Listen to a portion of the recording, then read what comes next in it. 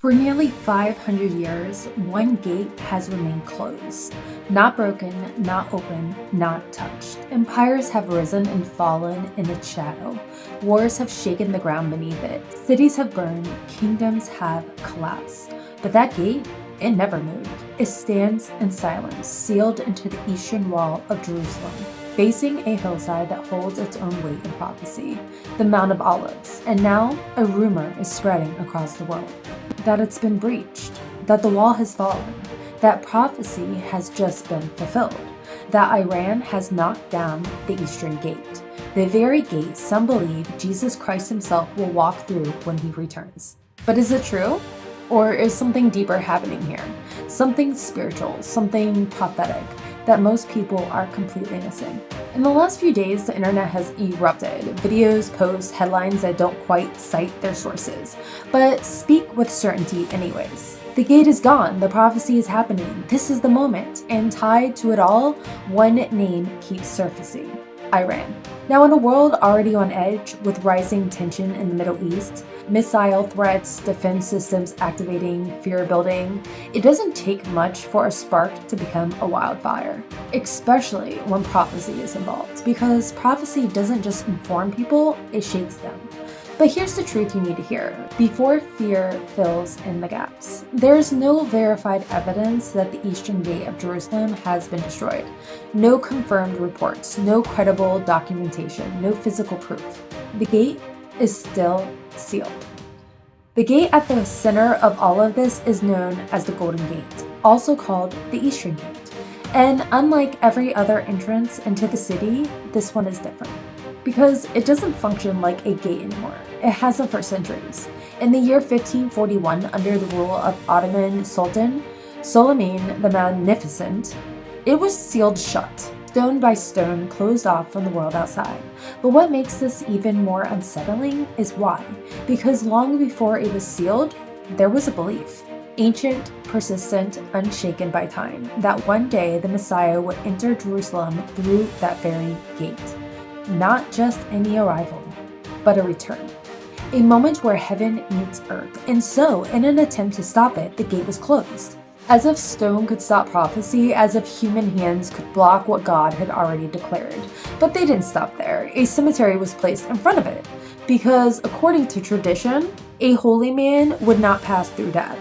It was a calculated move, a human attempt to interfere with something divine. But prophecy doesn't bend to fear, and it doesn't stop at walls. The foundation of this belief comes from the Book of Ezekiel, chapter 44. It speaks of a gate facing east, a gate that must remain shut, because the Lord has entered through it. And it says something that should send a chill down your spine. That gate shall not be opened by man, not entered by man, because it belongs to the Lord. Let that settle for a moment. The prophecy doesn't say the gate will be broken. It doesn't say armies will tear it down. It doesn't say nations will destroy it. It says it will remain closed. And yet today, people are claiming the opposite, that it's been opened, destroyed, fulfilled. But what if the real misunderstanding isn't about what's happening now, but what has already been written in the first place? Because many believe that one day Jesus Christ will return to the Mount of Olives, the very place he ascended from.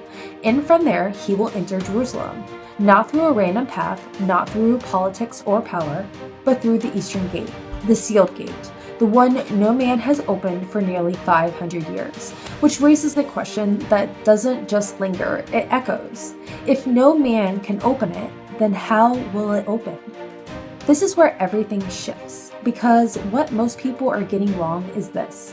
They assume prophecy is fulfilled when something dramatic happens, an explosion, a collapse, a headline.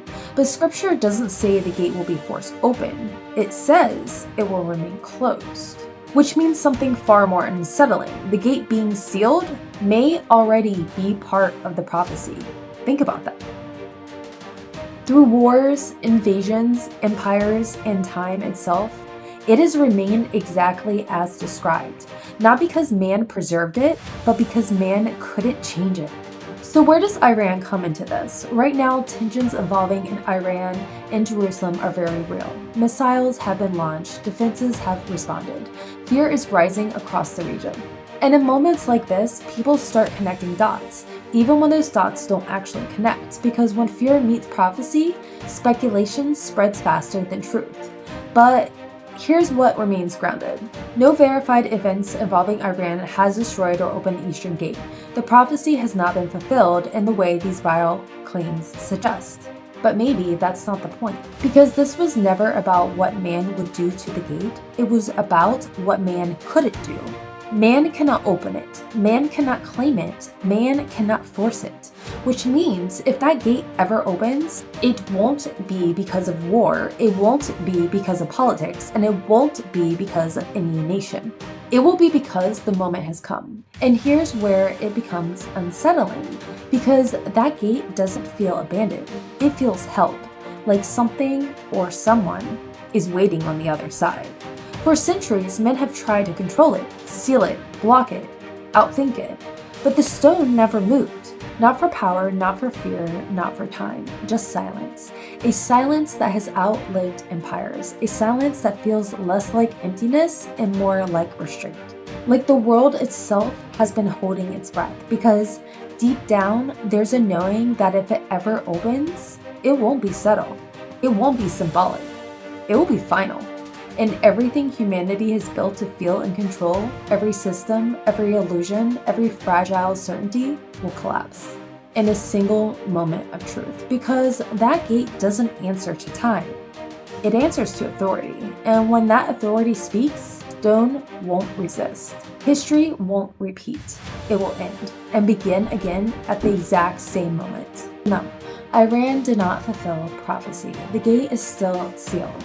The wall still stands. But maybe the real question isn't, has prophecy been fulfilled? Maybe the real question is, why has the gate remained closed for nearly 500 years? Through wars, invasions, and empires when everything else has changed?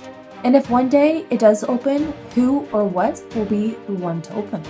Because some things aren't locked to keep something out. They're sealed until the exact moment they're meant to be open. And if that moment comes, you won't need the news to tell you. You won't need proof. You'll feel it. And by the time the world realizes what's happening, it won't be the beginning. It will already be too late to ignore. Stay awake.